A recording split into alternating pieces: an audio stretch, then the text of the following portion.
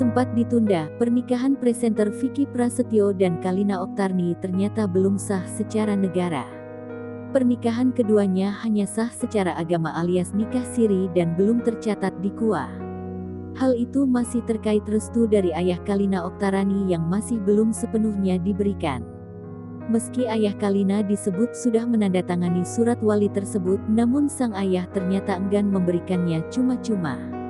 Kalina mengaku ia dan Vicky harus memberikan sesuatu alias barter bila ingin mendapat surat wali tersebut. Karena surat wali belum didapat sampai hari pernikahan, Vicky Prasetyo dan Kalina terpaksa harus menikah siri. Pasalnya, Vicky dan Kalina belum sanggup menebus surat wali yang ditahan oleh ayah Kalina. Kalina pun sedih karena sejak awal Vicky selalu disalahkan berbagai pihak, termasuk tertundanya pernikahan hingga prosesi yang akhirnya dilaksanakan secara siri.